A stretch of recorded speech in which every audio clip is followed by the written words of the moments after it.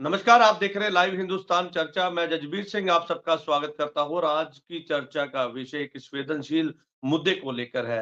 Parliament में हुई security breach को लेकर कहीं न कहीं सवाल खड़े किए जा रहे हैं। आखिरकार इसके पीछे क्या दहशत फैलाना या फिर लापरवाही या किसी की सोची-समझी साजिश है, जिसके चलते कल जो है लोकसभा के अंदर 2 व्यक्ति घुसते हैं, जिसके बाद जो है सिक्योरिटी ब्रीच होती है और एकदम से वो अंदर जाके जो है वो नारे लगाते हैं, जिसके बाद जो है कलर बॉम्ब्स जो है वो वहाँ पर जो है चलाए जाते हैं, जिसके बाद संसद के द्वारा जो है उनको जो है बड़ी मुश्किल के साथ में काबू किया जाता है। पुलिस जो है उन्हें अरेस्ट करती है, जिसके बाद उनके ऊपर यूएपीए का मामला भी दर्ज किया जाता है और बाहर निकलते ही इन व्यक्तियों के द्वारा जो है वो कहीं न कहीं नारेबाज़ी की जाती है। लेकिन ऐसे में जहाँ पर सवाल यहाँ पर बरकरार है कि आखिर इसके पीछे क्या कारण था? क्या सिक्योरिटी ब्रीच जो इनका मकसद था या किसी तरह से कोई सोची-समझी साजिश थी, जिसके चलते इसके तार जो हैं वो कहीं न कहीं खालिस्तानी आतंकी गुरपतवंत सिंह पन्नू के साथ भी जोड़ के देखे जा रहे हैं। क्योंकि गुरपतवंत सिंह पन्नू ने कुछ दिन पहले जो है पार्लियामेंट की ईंट से ईंट बजाने की बात कही थी और ये बयान जारी किया था, जिसके बाद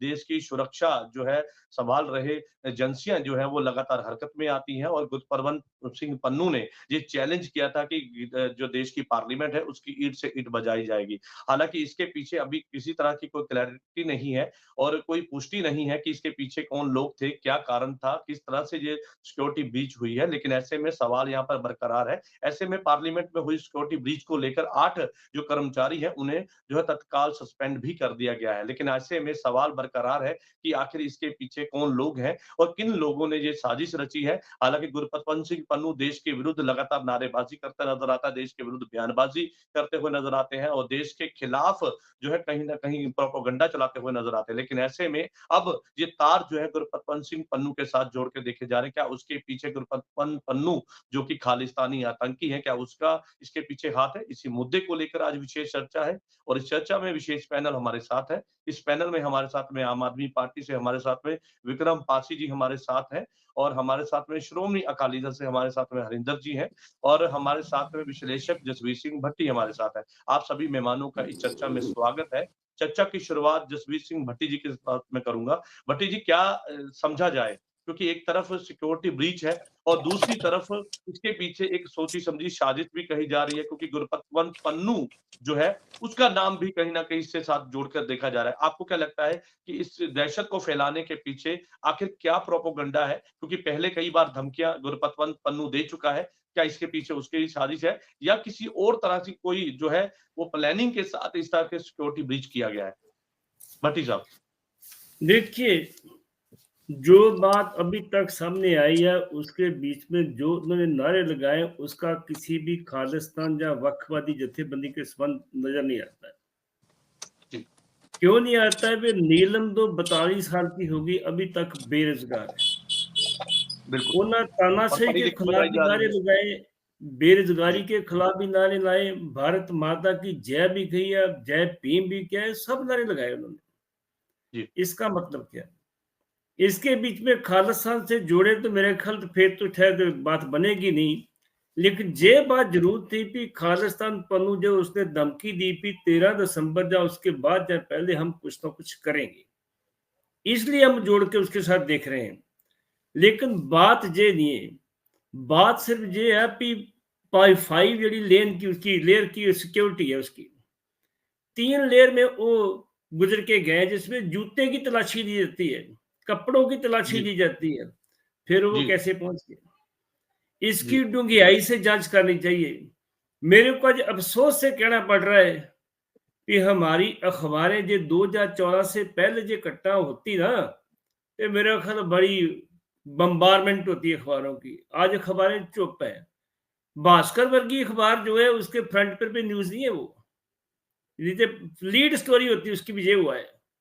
पंजाब में ज़रूर लीड स्टोरी पंजाबी अखबारों की।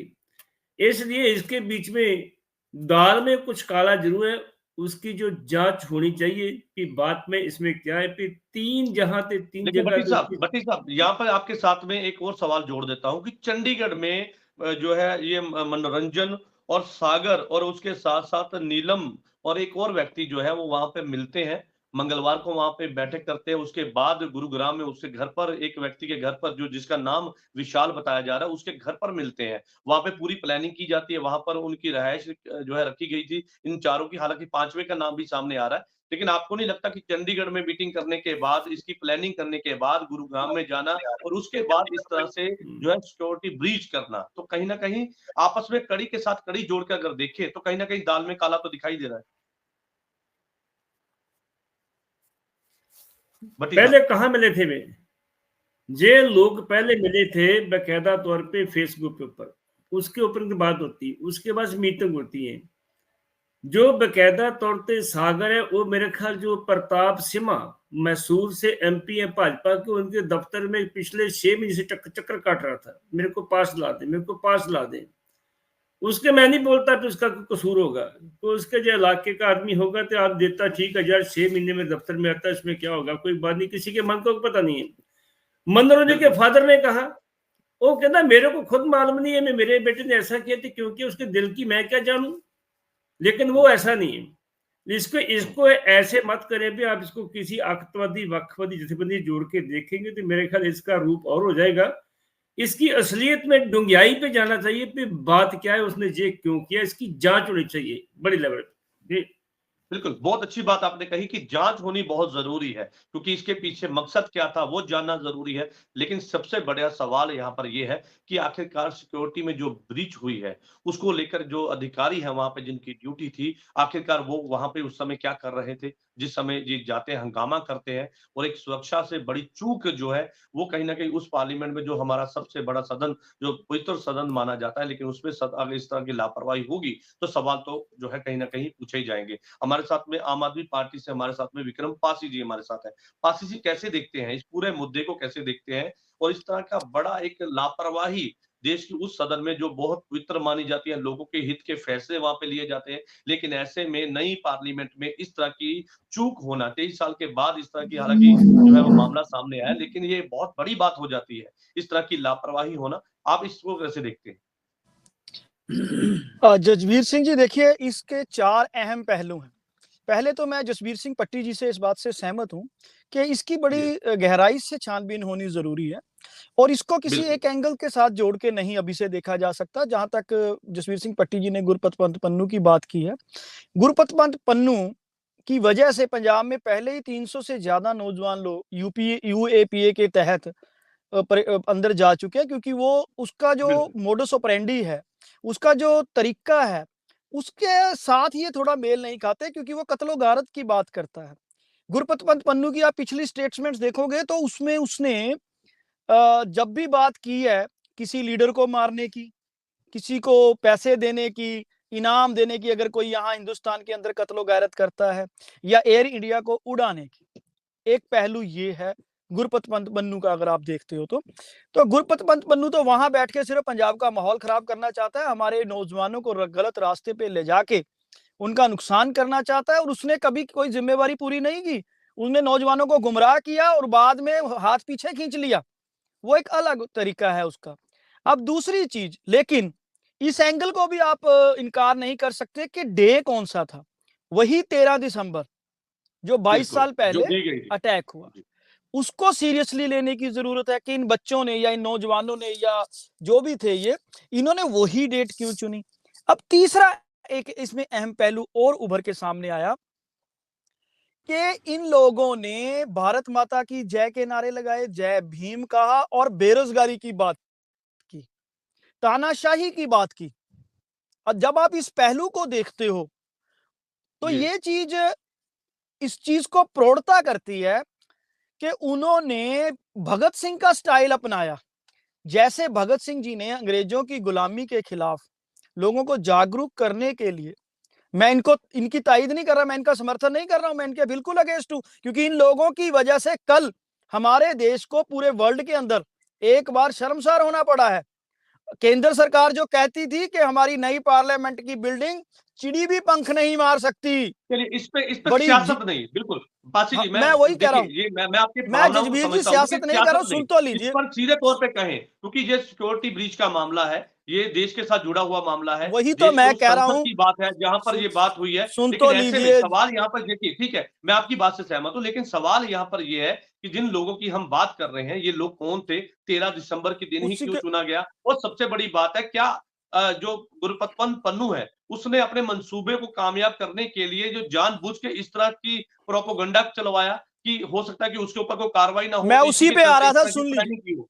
जी, सुन लीजिए, उसी पे आ रहा था मैं, कि जो जी, कहते थे कि वहां चिड़ी भी पंख नहीं मार सकती, वहां पे इतनी बड़ी सिक्योरिटी ब्रीच होना, कहीं ना कहीं कुछ और हाथ भी इसमें शामिल हो सकते हैं। आपने मेरी बात पूरी नहीं होने दी, अब सुनिए, कि जी, कहीं ना कहीं जी, कुछ और हाथ भी इसमें शामिल हो सकते हैं, उन तक भी बिल्कुल। पहुंचना जरूरी है, क्योंकि इससे हमारे देश की अस्मिता को चोट पहुंचाने की हुँ, कोशिश की।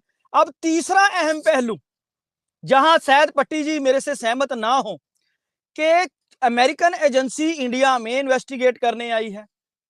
गुरबत पदवन्नू आज तक लगातार की हिंदुस्तान को नुकसान पहुंचाने की, हिंदुस्तान के टुकड़े करने की बात करता रहा है, लेकिन क्योंकि हिंदुस्तान को कटघरे में खड़ा किया गया अमेरिका की तरफ से, और वहां की एजेंसी यहां जांच करने आई है, कहीं ये उनका ध्यान भटकाने की या ये दिखाने की कि यहां तो जी पीसफुली लोग भी ऐसे डेमोन्स्ट्रेशन कर रहे हैं, कहीं वो एंगल तो नहीं? एक ये एंगल भी अहम है जी इसमें। चौथा एंगल जो अहम है जजबीर जी, वो है कि क्या फ्रस्ट्रेशन लेवल हमारे नौजवानों का बढ़ चुका है? क्या इस वक्त नौजवानों को कहीं भी रोशनी की किरण नजर नहीं आ रही और वो इस तरह की प्लानिंग करने लगे? अगर इनके पीछे कोई विदेशी, बाहरी या कोई दूसरा हाथ नहीं है, तो क्या फ्रस्ट्रेशन लेवल इतना बढ़ गया है? ये भी एक अहम पहलू सोचने की बात है, क्योंकि चलिए ठीक है, बिल्कुल, बिल्कुल, मैं आपकी जैसे बात से भट्टी जी सहमत ने हूँ कि कहा, इस तरह से बिल्कुल, बिल्कुल, ये मैं आपकी बात चार से सहमत अहम हूँ, मैं पहलू वापिस जो मुझे नजर आए, ठीक, और चलिए ठीक इसमें है, ये मैं भी वापिस एक आपके पास बात लौटूँगा करने सर। की जी। बिल्कुल, मैं वापिस आपके पास लौटूँगा। हमारे साथ में श्रोमणी अकाली दल से हमारे साथ में हरिंदर जी हमारे साथ हैं। हरिंदर जी कैसे देखते हैं श्रोमणी अकाली दल का क्या स्टैंड है? क्योंकि यहाँ पर सवाल यहाँ पर सियासत का नहीं है साहब, यहाँ पर सवाल है सिक्योरिटी ब्रीच को लेकर है, और देश के उस संसद जो कि बहुत पवित्र सदन माना जाता है, लोकहित के फैसले वहाँ पर लिए जाते हैं, और वहाँ पर इस तरह की सिक्योरिटी में जो कहीं न कहीं ब्रीच होना, तो सवाल तो यहाँ पर उठाए ही जाएँगे। लेकिन ऐसे में बात ये है कि इसके पीछे मंसूबा क्या था, इसके पीछे प्लानिंग क्या थी? क्योंकि जैसे पासी जी ने बताया और जसबीर भट्टी जी ने बताया कि 6 महीने से इस तरह की उसने प्लानिंग की थी। तो आप समझते हैं कि इसमें सोची-समझी साजिश हो सकती है, विदेशी ताकतें हैं, और कहीं न कहीं इस बात को जोड़कर भी देखा जा रहा है, क्योंकि 13 दिसंबर का दिन गुरपतवंत पन्नू ने वहाँ पर उस समय जो है धमकी दी थी। तो उसी दिन इस तरह का घटना होना, तो कहीं न कहीं इस बात से इनकार नहीं किया जा सकता कि हो सकता है इसके पीछे जो खालिस्तानी आतंकी गुरपतवंत सिंह पन्नू का भी हाथ हो। कैसे देखते हैं हरिंदर जी? देखिए, बात ऐसे है कि गुरपतवंत सिंह पन्नू जो है, वो हमेशा हमारे हिंदुस्तान के विरुद्ध रहा है और ये सभी को पता है। और हमारी पवित्र सनद जो है, वो उसको पवित्र मंदिर के रूप में हम मानते हैं या गुरुद्वारे के रूप में मानते हैं। वहाँ सभी पार्टियों के हमारे बिल्कुल, चुने हुए नुमाइंदे जाते हैं। ये नहीं, अब वहाँ कल जब ये हुआ कांड, उस टाइम राहुल गांधी जी भी वहाँ थे। मैं देख रहा था यूट्यूब पे। तो वहाँ अपने इसके बीजेपी के मंत्री जो हैं, वो भी वहाँ थे। और ये मैं देख रहा हूँ 2024 की इलेक्शन आ रही है, तो इस टाइम से कुछ ना कुछ गड़बड़जड़ी जो होनी स्टार्ट हो जाती है, या कुछ ना कुछ ये करना हो जाता है। मान लो ये नहीं भी करवाया गुरपतवंत पन्नू ने, तो क्या वो कह देगा कि ये मैंने करवाया है? तो क्या इन पे भी एनएसए लग जाएगा? इन लोगों को भी आतंकवाद में झोंक देंगे। हो सकता है कि ये अपनी लड़ाई खुद लड़ रहे हों, ये अपनी जैसे इनको नौकरी पेशे वाले मतलब ये बेरोजगार हैं, बेरोजगारी से तंग आके इन्होंने ऐसा सोचा। लेकिन जैसे पटेल हरिंदर जी जी ने कुछ भी बताया हो, है, लेकिन हमारा देश, हमारा संविधान हमें अपनी बात रखने की इजाजत देता है, लेकिन इस तरह से उस सदन में जाकर इस तरह की घटना, दहशत फैलाना, तो ये तो कहीं न कहीं बहुत ही गंभीर विषय बन जाता है। अगर इस तरह से सभी युवा, क्योंकि देश के युवा बहुत कुछ झेलते हैं, नौकरी करते हैं, अपना कामकाज करते हैं, बिज़नेस करते हैं, तमाम तरह के जो है प रास्ते खुले हैं। लेकिन इस तरह से अगर उनको कोई ऐतराज़ था, अगर अपनी बात रखनी थी, और भी माध्यम था, लेकिन ऐसे में इस रास्ते को चुना गया। जो रास्ता हिंसा की तरफ लेके जाता है, तो कहीं ना कहीं इस बात को लेकर कई सवाल तो खड़े होंगे सर। नहीं, ये तो बात बिल्कुल हम इसको अप्रिशिएट नहीं कर रहे, हम तो इसका खिलाफ हैं कि जो उन्होंने किया है, क्योंकि ये पवित्र सदन है, ये हम सब लोगों का है, ये पूरे हिंदुस्तान का है और हिंदुस्तान के चुने हुए नुमाइंदों का है।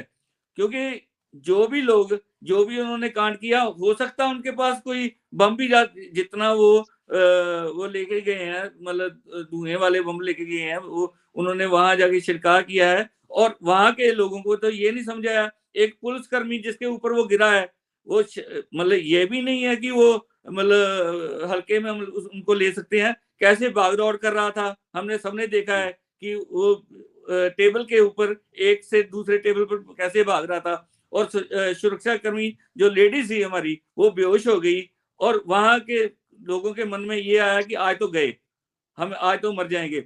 मतलब ये देखिए कि इतना संसद इन्होंने अपना सारे दुनिया में ये बताया मोदी जी ने कि हम बहुत ही हाई सिक्योरिटी वाला संसद बना रहे हैं। आज लोग हमारी हंसी उड़ा रहे हैं। मान लो कुछ भी ना हो, मान लो उन्होंने सिर्फ अपनी बेरोजगारी के लिए किया हो, लेकिन सारी दुनिया तो आज हम पे हंस रही है कि इतना बड़ा संसद में ये काम हो गया। पूरी दुनिया में इस समय यही बात हम है इसकी कि पुरजोर निंदा करते हैं।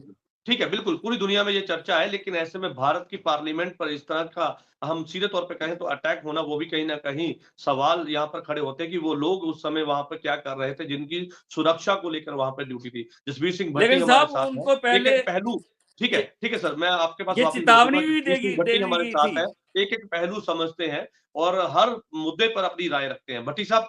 लेकिन यहाँ पर एक सवाल ये भी है कि जिन सिक्योरिटी को लेकर लगातार, क्योंकि ये नई पार्लियामेंट थी और नई कई तरह की लहर सिक्योरिटी के रूप में लगाई गई थी, तो उस समय जो कर्मचारी थे वो वहां पे क्या कर रहे थे, और सबसे बड़ी बात है कि चप्पे चप्पे पे सीसीटीवी कैमरे लगे होने के बावजूद इन्हें समय पे क्यों नहीं, अंदर जाने से पहले क्यों नहीं रोका गया, और ये लोग कैसे वो पूरे जो कलर बॉम्ब थे वो कैसे अंदर तक लेके आए, तो ये भी कहीं ना कहीं सवाल है भट्टी साहब। यही बात तो हमने शुरू से की है, बिल्कुल इतनी हाई सिक्योरिटी होने के बावजूद जो वहां जाके कोई काम करते, इसमें कुछ काला जरूर है, कोई बात जरूर है। पुलवामा का हमला हुआ 2019 में, जो पुलवामा ना होता तो बीजेपी कभी ना जीतती। ऐसे में मैं इसको ऐसे नहीं कहता कि उसने अच्छा किया या बुरा किया, अलग बात है, ये उनकी मानसिकता, जो उन्होंने किया ठीक किया होगा, उन्होंने अपने लेवल से किया। लेकिन मैं कहता हूं कि संसद में ऐसा नहीं होना चाहिए था। आपको मालूम होगा ये तीसरा हमला है संसद के ऊपर। बिल्कुल। पहला हमला 8 अप्रैल 1929 को हुआ था, जब भगत सिंह ने किया था, उसको सेंट्रल असेंबली बोलते थे इसको। दूसरा हमला 13 सितंबर 2001 को हुआ था, और तीसरा हमला ये हुआ। इसको हमला नहीं, इसको हम रंजश बोल सकते हैं कि ये उनके जो तनाव था ना उनका, उन लोगों का भी हमारे पास रोजगार नहीं है, जहां तानाशाही चलती है, हमारे को कुछ मिल, वो था वो। लेकिन फिर मैं बोलता हूं, इसकी जांच डूंघाई से होनी चाहिए, और नहीं होगी। मैं ये भी बता दूं आपको, जे जहां की सिख होता ते मुस्लिम होता तो फिर देखते क्या होता। अभी तक कम से कम 100 आदमी पकड़ के अंदर दिया जाता। आपको लेकिन पंजाब के साथ एक एंगल ये भी दिखाई दे रहा है कि पंजाब के साथ और इस तरह से खालिस्तान का जो कहीं ना कहीं इसके साथ जोड़ के देखा जाना, गुरपत पन्नू का नाम आना, तो इसको लेकर भी कहीं ना कहीं पंजाब को हम ये कह सकते हैं कि पंजाब को बदनाम, हालांकि इससे कोई फर्क नहीं पड़ेगा। पंजाब के लोग जो है वो देश के बहुत ही अपने देश का सम्मान करते हैं, लेकिन इस तरह से गुरपत पन्नू जो आतंकी है और खालिस्तानी समर्थक है, उस तरह देख के एक एंगल देखा जाता है, क्योंकि 13 दिसंबर का दिन चुना गया और उस समय ही जो है पहले से धमकी दी गई थी, और देश की जो विदेश मंत्रालय है उसने इस पर नोटिस भी लिया था। गुरपत पन्नू के इस बयान को वो जो है सीधे तौर पर ये कहा गया था कि बौखला गया है पन्नू और इस तरह के जो है वो बयान दे रहा है। लेकिन ऐसे में 13 दिसंबर का ही दिन और 1 बजे के करीब इस तरह की घटना होनी। नहीं, मैं जी आपको बता रहा हूँ ना, तो गुरवंत पन्नू से साथ जोड़ के हम अपनी जिम्मेवारी से भाग रहे हैं। हम जिम्मेवारी से मत भागे, हम, हमारी जिम्मेवारी है। पहले तो ये चाहिए था कि इसके ऊपर जो गृह मंत्री, होम मिनिस्टर, उसको अपना इस्तीफा पेश करना चाहिए था, जैसे लाल बहादुर शास्त्री में एक एक्शन में पेश किया था। रेलवे का एक्सीडेंट हुआ तो उन्होंने चुपको मेरा इस्तीफा, मैं इसके काबिल नहीं हूँ। दूसरी तरफ जो दिल्ली पुलिस का वहां का कमीशन, उसके खिलाफ कार्रवाई होनी चाहिए थी कि आपकी सिक्योरिटी कहाँ गई थी। किसी ने किया? किसी ने नहीं किया।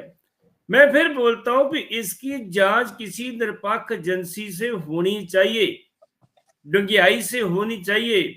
गुरपतवंत पन्नू से जोड़ के हम अपनी जिम्मेवारी से मत भागें।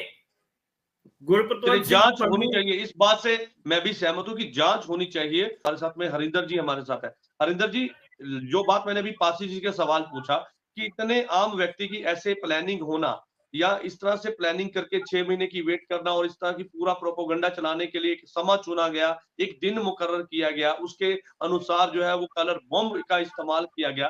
तो आपको नहीं लगता कि कॉमन मैन इस तरह की प्लानिंग नहीं कर सकता? इसके पीछे कोई ताकत जो है उससे बता रही है कि कैसे करेंगे, किस तरह करेंगे, युवा जो इस तरह के दारेबाजी की जाएगी। मान लीजिए कि फेसबुक पे 4-5 मिल गए, 6 जने मिल गए, लेकिन 6 का दिमाग एक तरफ नहीं चलता। अगर उसमें 2 उनका दिमाग इस तरफ चलेगा तो 4 बोलेंगे नहीं यार ये देश का मुद्दा है, हम गलत काम नहीं करेंगे। ये इनका माइंड सेट था, माइंड सेट किया गया या इनका माइंड सेट था, ये देखने वाली बात है। ये मतलब क्योंकि आम हम 3 हो जाए तो वो देखते हैं कि भाई ये देश के विरुद्ध जाएगा, ये बहुत बड़ी साजिश के रूप में आ जाएगा, हम ये बात नहीं करेंगे। लेकिन इन्होंने खुद प्लानिंग की और 6 महीने से कर रहे थे। ये तो हमारे पास आया ना 6 महीने, हो सकता है इससे भी पहले हो, या किसी हमारे एंटी जो एलिमेंट्स है हमारे देश के, उन्होंने इनको कोई ऑफर की हो कि भाई आपको 2 लाख देंगे, 10 लाख देंगे, 20 लाख देंगे, आपने ये काम करना है। नहीं तो सिक्योरिटी में से निकलना, आम आदमी तो वैसे थर-थर कांपने लगता है, क्योंकि उसकी तो आंखों में पता चल जाता है कि इसके पास कुछ है। इतने मार्शल तरीके से सिक्योरिटी को तोड़कर अंदर जाना और वहां पे जाके उनका प्री प्लान उसमें छलांग लगानी गैलरी के अंदर, तो गैलरी से छलांग लगानी और वहां पे इन्होंने अपना जो भी है वो कलर जो बम था वो फेंका। मैं तो ये कह रहा हूं कि ये हमारे लिए बहुत अच्छी बात है, भगवान ने अच्छा किया है कि उनको पास असली बम नहीं थे, क्योंकि सिक्योरिटी से अगर कलर बम जा सकते हैं तो असली बम भी जा सकते हैं। ये पूरा का पूरा सिक्योरिटी फेलर है। ये 3 जाने 5 जाने 6 जाने सस्पेंड करके ये मतलब जिम्मेवारी नहीं, अपनी जिम्मेवारी से नहीं भाग सकते। इनको जैसे पट्टी साहब ने कहा है, ये तो देश के हमारे जो अपने गृह मंत्री हैं उनको रिजाइन करना चाहिए इस बात पे कि इतना बड़ा फेलियर हो गया, हमारा देश की थू हो रही है चारों तरफ। लेकिन मैं तो नहीं मानता कि ये कोई आम आदमी थे, इनकी पूरी इन्वेस्टिगेशन होनी चाहिए, फिर देश के सामने रखना चाहिए कि क्या हुआ है, कैसे हुआ है। पूरी जांच होनी चाहिए, उच्च स्तरीय जांच होनी चाहिए, तभी बात पता चलेगी कि इनके पीछे कौन लोग थे, किन्होंने ट्रेनिंग दी। क्योंकि जिस तरह से इन्होंने प्लानिंग की है उसको लेकर सवाल है कि आखिरकार उस समय का समय चुना गया जब 0 आवर चल रहा था, अंतिम में था, उस समय जो डेस्क पर जो है वो लगातार ऊपर चढ़ते हैं, उसके बाद वहां पर चढ़ने के बाद देखते हैं कि जब उनको घेरा पड़ गया तो उसके बाद अपनी जूते के अंदर से जो है वो कलर बम निकाल के जो है वहां पर चलाते हैं और हफड़ा दफड़ी का माहौल वहां पे पहले भी तो अफजल गुरु, विक्रम पासी जी आपकी पहले बात भी तो अफजल गुरु ने 9 लोगों को मार दिया था। ठीक है हरिंदर जी, ठीक है, विक्रम पासी जी अपनी बात पूरी कर लीजिए। हाँ जजबीर जी, देखिए इस एंगल से बिल्कुल इनकार नहीं किया जा सकता, बड़ा ही अहम मुद्दा आपने उठाया। आपके याद होगा कि बाहर बैठे लोग गेमों के जरिए, ऑनलाइन गेम्स के जरिए कुछ बच्चों से खुदकुशी तक करवा सके हैं, करवा चुके हैं। ब्लू वेल गेम आई थी एक, और बहुत सा ऐसा मटेरियल होता है। अब एक चीज बड़ी अहम है इसमें जो देखने लायक है।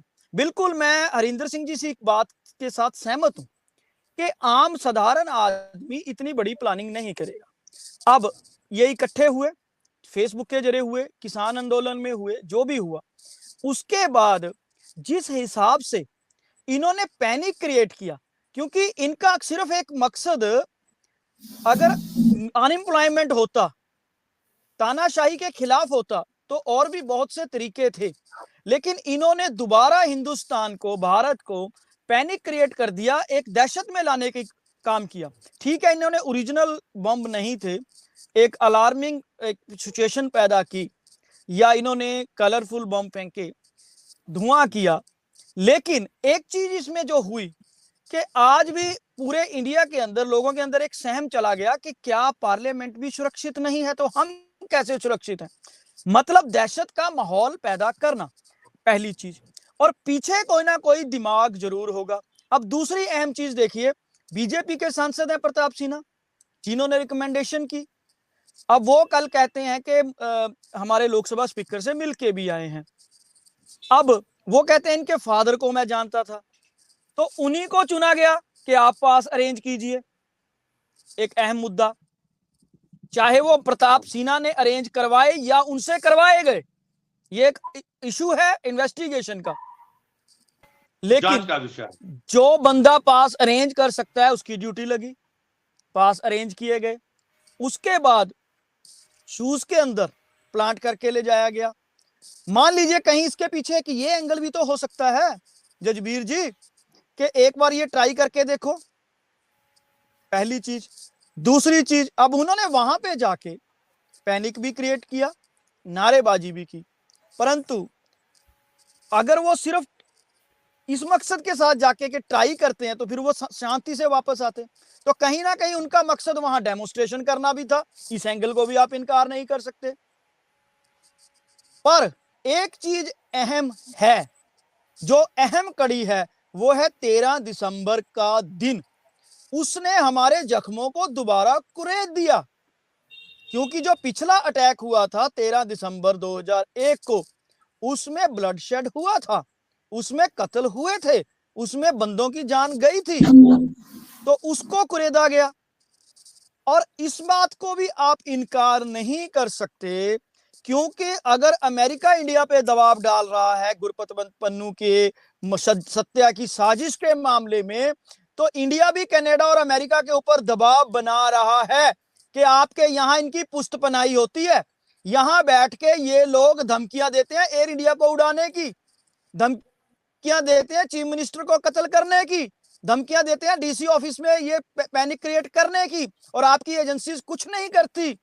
अब वो एजेंसी इंडिया में है, तो कहीं ना कहीं ये एक साजिश भी हो सकती है कि इंडिया में तो जी ये जो ताकतें हैं वो पीसफुल डेमोन्स्ट्रेशन कर रही हैं, वो चाहती तो नुकसान कर सकती थी, उन्होंने तो वहां की तानाशाही के खिलाफ आवाज उठाई है।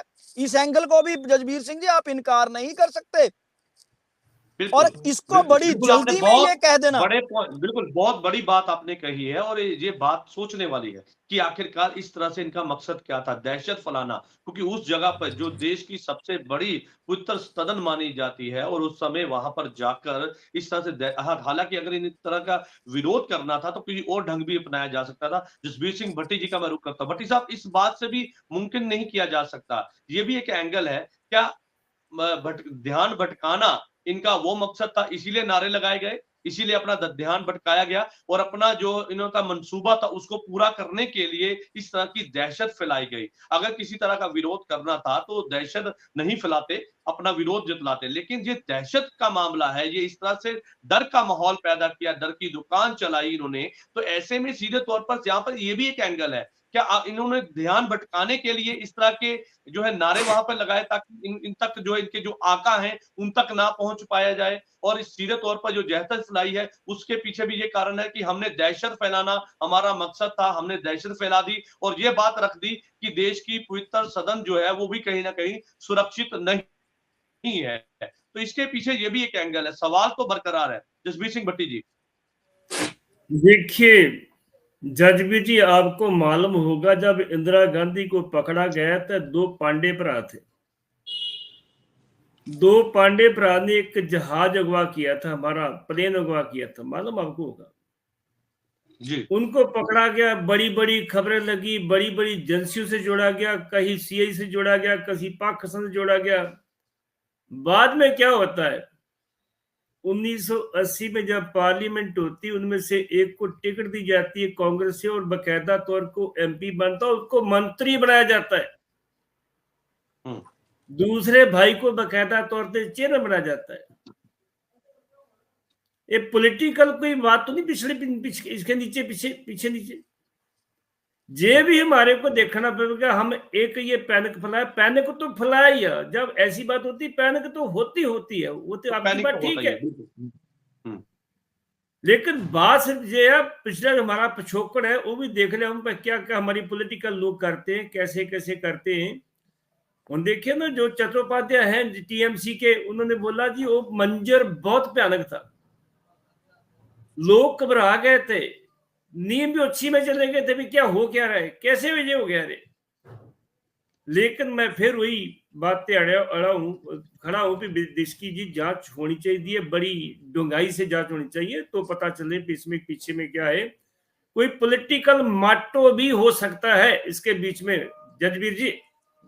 बिल्कुल, चलिए, बिल्कुल जांच होनी बहुत जरूरी है, और जांच में कई परतें खुलेंगी और वो बात सामने आएगी कि इसके पीछे कौन लोग थे, क्या कारण था, कौन सी एजेंसी थी, क्या इसके पीछे कोई आतंकी था या किसी तरह के कोई इनका मकसद था। तो जांच होनी बहुत जरूरी है। हमारे साथ में हरिंदर जी हमारे साथ है श्रोमणी अकाली दल से। हरिंदर जी, बात यहाँ पर ही नहीं खत्म होती। यहाँ पर सवाल ये है, और कल से जब से ये घटना हुई है उसके बाद देश के अंदर एक चर्चा का माहौल यहाँ पर छिड़ गया है, वहीं डर का माहौल भी है। लेकिन ऐसे में अगर ये लोग जिनके ऊपर अब यूएपीए का मामला भी दर्ज किया गया है, तो क्या इन लोगों को डर नहीं था कि इस तरह के अगर ये अटैक करते हैं या इस तरह से कोई जो है सिक्योरिटी को अगर यहाँ पर छेड़छाड़ करते हैं, सिक्योरिटी को तोड़ते हैं, सीधे तौर पे कहें, तो इनके ऊपर क्या इनको ऐसे छोड़ दिया जाएगा? इनको ये डर नहीं था, उसके बावजूद इस तरह की घटना को अंजाम देना, तो सीधे तौर पे कहना कि ये बहुत कॉन्फिडेंस में थे और इनके पीछे कोई ताकत हो सकती है, कोई लालच हो सकता है, तभी इन लोगों को इस बात की परवाह नहीं थी कि इनके बाद इस तरह की घटना को अंजाम देते हैं तो उसके बाद इनका हशर क्या होगा। देखिए सर, ये मतलब इनकी भावना जो हम देखे हैं, जो हम देख रहे थे, मतलब हमने न्यूज में देखा है, पूरी इसकी वीडियो देखी है, इनके दिमाग में या मन में कोई डर जैसी बात नहीं थी, क्योंकि ये नहीं पता था कि ये बात किधर को चली, या नहीं हो सकता कि इनको शूट भी कर सकते थे। मतलब ये अपने आप को इतना प्रिपेयर करके लेके आए थे कि चाहे हमें गोली मार दे, चाहे हमें मार दें, तो तब क्योंकि वहां संसद में अगर हमला हुआ है, मान लो इनके पास भी कुछ ऐसा होता या किसी को शक पड़ जाता, हमारी सिक्योरिटी वालों ने छोड़ना थे, वो तो छूट का ऑर्डर मिल ही सकता था इनको। लेकिन इनके मन में और बाहर जो नीलम थी, मतलब उसके मन में कोई ऐसी बात नहीं थी। वो नारे लगाते जा रहे थे, नारों के पीछे क्या इनका कारण था कि इन्होंने देशभक्ति के नारे भी साथ में लगाए हैं, उसमें हमें बेवकूफ बनाने के लिए, लोगों को बेवकूफ बनाने के लिए लगाए हैं, या मान लो कि वो है ही, मतलब उनको किसी चीज की जरूरत थी कि ऐसी कोई प्रॉब्लम आ गई थी। लेकिन ये रास्ता तो फिर भी गलत है, क्योंकि हमारे पास बहुत रास्ते होते हैं। इस तरह के अगर हमने ट्रेनिंग का पार्ट भी हो सकता है ना, कि ट्रेनिंग इस तरह से दी गई हो। हाँ जी बिल्कुल। मतलब ये तो शक पड़ता है कि इन्होंने सारा प्री प्लान किया है, इनका माइंड सेट था ये इस बात पे कि ये हमने काम करना है, जैसे ये शूज में फिल करके लेके गए हैं, तो मतलब कुछ ना कुछ हमारी हरकत ऐसी होती है, कोई पैर दबता है या मतलब सिक्योरिटी वालों को कुछ शक होता है। मैं मतलब कह सकता हूँ कि कोई सिक्योरिटी का भी आदमी इनसे ना मिला हो, इसकी जांच होनी चाहिए, क्योंकि इतना बड़ा मतलब बड़ी बात आपने यहाँ पर कही है। और ये सवाल पूरे देशवासियों के मनों में है कि आखिरकार इस तरह से जूतों में इस तरह की कोई चीज छुपा के अंदर ले जाना, तो वो एक सिक्योरिटी वाला हो सकता है कि कोई सिक्योरिटी में जैसे हम बात कर रहे हैं कि सिक्योरिटी में इस तरह की जो चूक हुई है, तो हो सकता है कि सिक्योरिटी में भी कोई व्यक्ति इनका साथ दे रहा हो। हमारे साथ में विक्रम पासी जी है, अंतिम में उन पर करूंगा। पासी जी, ये भी एंगल है कि क्या इस तरह से सिक्योरिटी में कोई इनके साथ मिला था और इन्होंने अपनी जान की परवाह ना करके सीधे तौर पर वहां पर जाके इस तरह की नारेबाजी करके एक तरफ ध्यान भटकाने की कोशिश की, दूसरी तरफ ट्रेनिंग इतनी स्ट्रांग थी कि इनको अपनी जान की परवाह ना होने के चलते नारे लगाते रहे, और इस तरह से बाहर आते हुए भी इनके माथे पे कोई शिकत नहीं था, सीधे तौर पर नारे लगा रहे थे। तो ऐसे में सवाल यहाँ पे ये भी है, क्या सिक्योरिटी में इस तरह के कोई इनके साथ मिला हुआ था, जिसको लेकर अब जांच होगी तो बात सामने आएगी। जजबीर जी, देखिए, इस बात में कोई इनकार नहीं है कि ये बिल्कुल क्लियर माइंड इनका सेट था, क्लियर था, इनमें डर की कोई बात नहीं थी, इनके अंदर कोई परेशानी की बात नहीं थी, ये जो सोच के आए थे वो कर रहे थे, इसमें कोई किंतु परंतु नहीं है, कोई डबल माइंड नहीं थे ये। मैं आपको बताऊं, जो सागर का लास्ट ट्वीट है वो आपने पढ़ा होगा, इंस्टाग्राम पे उसने लिखा था कि चाहे जीते या हारें, कोशिश जरूरी है, अब देखते हैं सफर कितना मजेदार होगा। आपको दोबारा मिलने की उम्मीद है। मतलब इनको पता था कि वहां क्या हो सकता है, जैसे तो लालच कहा भी तो कि सर, गोली भी इसके चल पीछे सकती लालच है। भी तो हो सकता है ना, कि इसके पीछे बिल्कुल लालच भी हो सकता है कि हम बिल्कुल इस बात से भी बिल्कुल, इनकार नहीं हो जैसे सकता। पट्टी जी ने कहा, बिल्कुल पांडे जी को जब एमएलए बनाया गया, मिनिस्टर बनाया गया, तो इसके पीछे एक प्लानिंग तो थी। वो प्लानिंग इन्होंने आपस में मिलके की या इनको पीछे से फीड हो रहा था। फीड इन द सेंस किसी भी तरह से, मेंटली, इमोशनली, मॉरली, इकोनॉमिकली, वो भी पीछे कुछ ना कुछ था, इसमें शक नहीं है। और सिक्योरिटी लीक हुई, सिक्योरिटी लैप्स हुई, सिक्योरिटी कंप्रोमाइज भी हो सकती है। ये एक चीज अहम बात है, इसको कहते हैं सिक्योरिटी कॉम्प्रोमाइज होना। कहीं ना कहीं सिक्योरिटी कॉम्प्रोमाइज हो सकती है ना, ये सिर्फ सिक्योरिटी फेलियर नहीं है। एक सिक्योरिटी चीज, कॉम्प्रोमाइज। क्योंकि सिक्योरिटी फेलियर अगर आप कहो ना, सदन चल रहा है, हमारे चाहे वो किसी पार्टी के नुमाइंदे हैं, वो हमारे देश के नुमाइंदे हैं, हमारी पार्लियामेंट है, हमारा मंदिर है लोकतंत्र का, वहां हमारे नुमाइंदे हाजिर हैं, तो वहां सिक्योरिटी लैप्स होना। और उससे पहले एक और अहम कड़ी आपको बताता हूं, कुछ दिन पहले आईबी ने दिल्ली पुलिस को और सभी एजेंसीज को वार्न किया था, स्टिकनेस के लिए कहा था। तो आईबी ये हिंट दे चुकी थी। आईबी को अगर कोई इंफॉर्मेशन थी, तो इसका मतलब कहीं ना कोई प्लानिंग, चाहे इनकी आपस में या किसी फॉरेन हैंड के जरिए प्लानिंग चल रही थी। और जिस हिसाब से, अगर कोई, मैं बताता हूं, जब हम भी नौजवान थे, पढ़ते थे या स्ट्रगल कर रहे थे कैरियर के लिए, हम भी डेमोन्स्ट्रेशन करते थे, तो हम ऐसी बात तो सोचते हुए भी डर लगता था। तो कहीं ना कहीं इनको मैच्योर किया गया था इन हालात के लिए, जिस हिसाब बिल्कुल से आपकी बात अंदर से जब, सहमत हूँ कि इनको इनको बिल्कुल इनको ट्रेनिंग जैसी चीज जो है सीधे तौर पे कहें तो दी गई थी, जिसके बाद इन लोगों ने इस तरह की घटना को अंजाम दिया और और अपनी इसमें जान की परवाह राजनीतिक, ना करके सीधे तौर पे नारेबाजी करके डाइवर्ट करने की कोशिश की कि इनका जो मंसूबा है वो सामने ना आए। चलिए, इस बात से भी कहीं ना कहीं मुमकिन नहीं किया जा सकता, लेकिन ऐसे में सवाल बरकरार है और सिक्योरिटी लैप होना ये भी कहीं ना कहीं यहाँ पर सवाल है कि आखिरकार इनके पीछे क्या कारण रहा, कौन लोग थे, क्या सिक्योरिटी में भी कुछ लोग इनके साथ शामिल थे, तो उसको लेकर भी सवाल यहाँ पर बरकरार है। अब देखना होगा कि जब जांच होती है और जांच के बाद क्या पहलू सामने आता है, इनके पीछे का पहलू क्या है और इनका मकसद क्या था, वो भी सामने आएगा। और कौन लोग, अगर सिक्योरिटी में कुछ लोग इनका साथ दे रहे थे तो वो भी आएंगे। हालांकि 8 कर्मचारियों को जो है वो सस्पेंड कर दिया गया है, लेकिन सीधे तौर पर कहें तो जो 4 लोग जो इस घटना में पाए गए हैं, उनके ऊपर जो है यूएपीए का मामला दर्ज कर लिया गया है। लेकिन ऐसे में इनका 5वां साथी जो विशाल था, जिसके घर पे ये प्लानिंग करते थे या मिलते थे, तो उसको भी अभी पकड़ने की जो है वो लगातार कोशिश है। लेकिन ऐसे में अब जब जांच होगी तो कई पहलू, कई परतें खुलेगी, उसके बाद पता चलेगा कि आखिरकार इसके पीछे क्या कारण था। क्या देश की आतंकी जो आतंक फैलाना चाहते हैं उनका पीछे कोई कनेक्शन है, या देश के बाहर जो विदेशी ताकत है उसका कोई कनेक्शन है, या फिर किसी और ढंग के साथ में जो है प्रोपोगंडा चलाया गया, जिसके बाद इस तरह की घटना को अंजाम दिया गया। समय की मेरे पास कमी है और इस चर्चा में आप सभी का जुड़ने के लिए धन्यवाद है। कल नई चर्चा में आपके साथ फिर से जुड़ूंगा, तब तक के लिए दीजिए इजाजत। धन्यवाद।